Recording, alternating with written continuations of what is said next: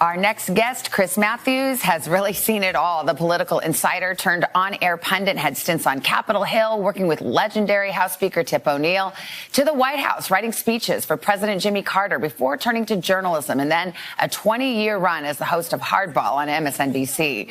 Well, now he has written it all down in a new memoir. It's called This Country, My Life in Politics and History. Chris, good morning. It's good to see you.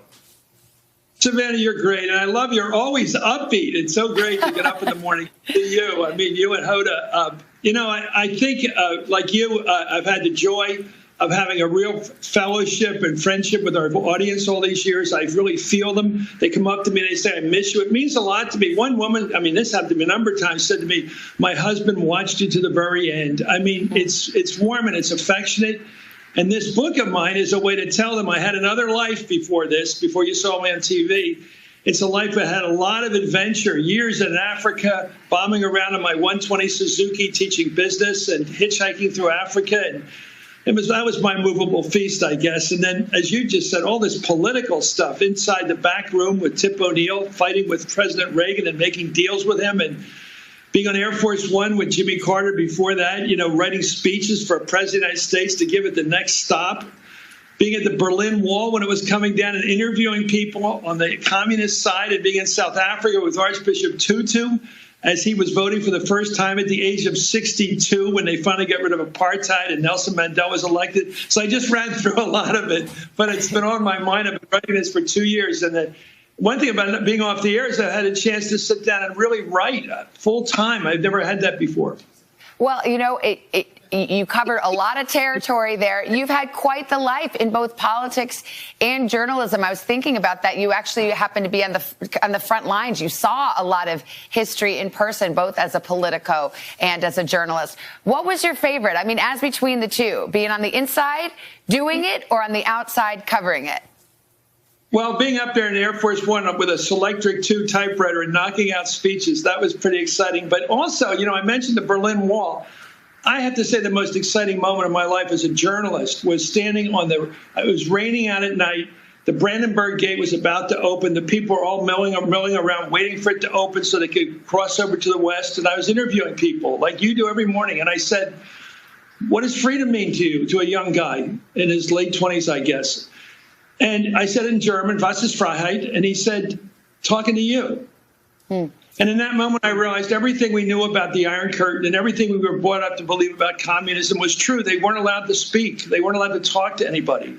One young woman, a nurse, said, we want to talk about capitalism. We want to talk about socialism. And they said, but we want to make our decisions ourselves. We want to make our decision what to do in life. And I think that's what's at stake with democracy, even here in this country. And in South Africa, I was interviewing people as they were voting for the first time in their lives, Africans who had stood in line for hours to vote the first time. And a young woman was standing in line. I was struck by the fact she was white. And she said, a white woman said, this is the day I waited for my whole life. We've seen some wondrous things in our lives, and I've been able to be right there when they happen. Usually it's good news. It's getting to freedom from having freedom. And that's why I think we should treasure the freedom we have in this country to vote and to have this conversation, just to talk the way we're thinking. No question about it. Chris, you hosted a show called Hardball. I've been your guest on that show. You never were afraid of a hard question. So I'm just going to ask you flat out, you left MSNBC, you retired, and you apologized for some inappropriate comments in the past about women. And, you write about it in the book. You took it on. You've reflected on it. What have you learned, and what has that experience taught you?